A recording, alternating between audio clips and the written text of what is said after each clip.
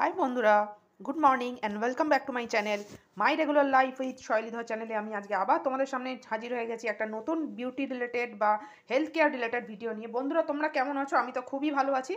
তো তোমরা আমাকে যে ধরনের ভিডিও দিতে বললে, তার মধ্যে থেকে অনেক ভিডিওই আমি তোমাদের শেয়ার করে দিয়েছি, তোমাদের বুঝেছি, তোমাদের ভালোও লেগেছে, আমি কমেন্টস পেয়েছি। তো আজকে যে রিলেটেড ভিডিও আমি তোমাদের শেয়ার করতে চলেছি সেটা হলো, এখানে দেখতে পাচ্ছ তোমরা ঘি। ঘি শুধু হচ্ছে দেখতে পাচ্ছ, ঘি আমাদের অনেক কাজেই লাগে। ঘি হচ্ছে, আমার শরীরটাও একটু খারাপ যদিও বা বলে থাকি, তোমরা ঘি হচ্ছে আমাদের সব কাজেই লাগে, মানে রান্না বান্না হচ্ছে, তারপরে হচ্ছে রান্না বান্না তো একদম পারফেক্ট হচ্ছে দরকার।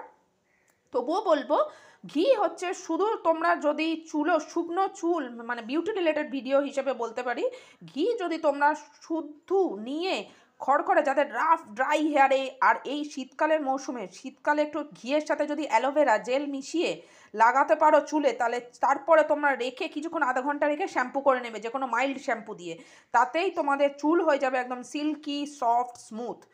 আর যদি আমার মানে মনে হয় যে আমি মানে এই মানে মানে ট্রিপসটা হচ্ছে ফলো করেছি আর ফলো করে ভালো লেগেছে, তাহলে অবশ্যই আমাকে কমেন্টস করে জানাতে ভুলবে না একদম। আর যারা পেটের চর্বি গলাতে চাইছো, মেদ কমাতে চাইছো, তারা গরম জলে সকালবেলা মধু মিশিয়ে 1 চামচ তার সাথে ঘি মিশিয়ে খেতে পারো। তাতে হচ্ছে 7 দিন 1 মাস খেতে পারো, তাতে হচ্ছে তোমাদের পেটের চর্বি হচ্ছে মেদ হচ্ছে গলে যেতে পারে।